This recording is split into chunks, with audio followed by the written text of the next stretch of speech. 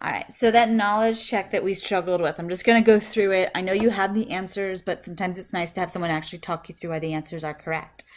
So correct notation we did pretty well with. That's not usually where we have any of our struggles.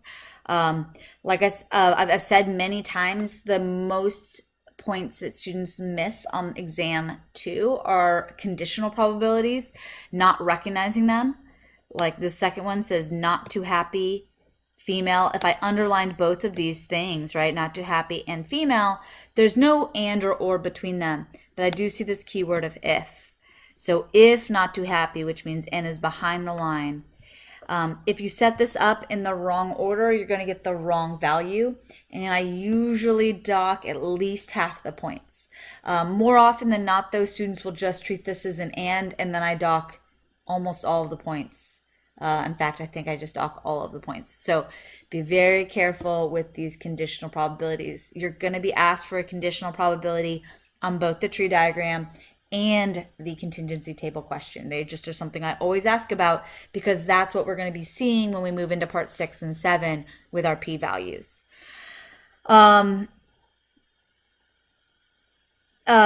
2 was trying to get everyone to realize that table, we have these probabilities straight on the table.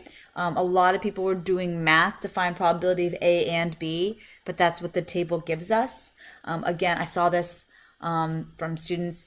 The one thing students will also do here is they'll do A times B. So they'll multiply these two together, but there's nothing here saying that our values are independent. So that's going to give us the wrong answer. So if you have a table, pull ands directly off of it. Given, this is when we have to start using our formulas, right? So this is going to be, I can't write on my page, unfortunately. Probability of A and B, oops, which is another common mistake, but we shouldn't have had that because that was divided by probability of B, which is going to be 0.09 divided by B by itself, 0.25, whatever the heck that is. A or B is easy. Okay, so here's where we got the most problems, especially question 6. So question 5, let's do that first. We're pulling one card. So here's our random phenomenon. We're not pulling one card and then another. We're pulling one card. A is that it is red. B is that it is a face card. So first question, the easiest thing, are they disjoint? Is it possible to get a card, if we're pulling one, that is both red and a face card? Yes, they are joint. So I would write that down on my test, getting me 2 of the 4 points. The next question is, are they independent? Does knowing that my card is red tell me more about whether it's a face card, or does telling me a card is a face card tell me more about whether it's red or not? And we could actually find probabilities here, but these two things are independent. The easier way to set up that probability, if you wanted to, is to think about, of the face cards, what's the probability of being red? Oops, that's not what I wanted. So I'm just going to quickly throw out that notation for you. So our 2 events, red, given, face. This is the question, right? Does knowing that it's a face card give me any more information about whether or not it's red? So probability of a card being red is 1/2, right? Half the deck. Now the probability of a face card being red, well, we could either just think half face cards, or we could actually think of how many face cards there are. I know some people define face cards to not include aces. Some people included aces. I don't really care which way you go. If you include aces, there are 16 face cards. Ace, king, queen, and jack of the 4 different suits. And 8 of those are red. So we get 1/2 is equal to 1/2. So indeed, these things are independent. The other way, which is easier to test, is to use the probability of and, red and face. Does that equal to the probability of red times the probability of face? Well, red and face, how many red face cards are there? Again, are we counting aces? I can't even, my brain is not, I'm not pregnant anymore. I have a baby, but I don't sleep, so I don't know. I'll go with aces being a face card because I did that last time. So of the whole deck, 8 of the deck are red and a face card out of the 52. Now of the deck, half of it is red, 16 out of the 52 are face cards. This is the exact same value, right, if we did some canceling. So again, by the other way of checking, we also have independence. So this again, partial credit.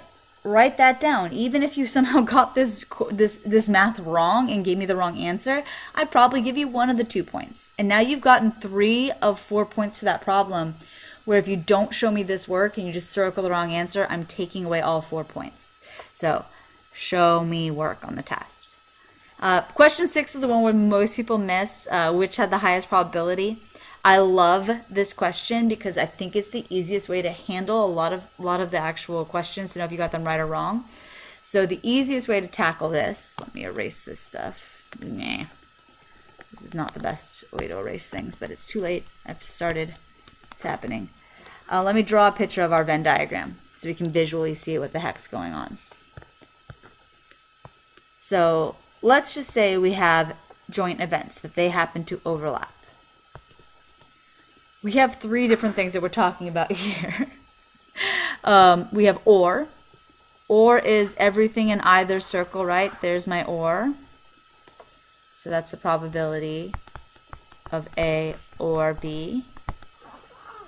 Is everything I just highlighted in yellow. I think the next one I asked about was the probability of A. Well, that would be the whole A circle. And then the last one was the probability, oh, I'm sorry, baby, of A and B, which is the overlap, which is just part of the A circle. So you can see how these things are all subsections of one another, right?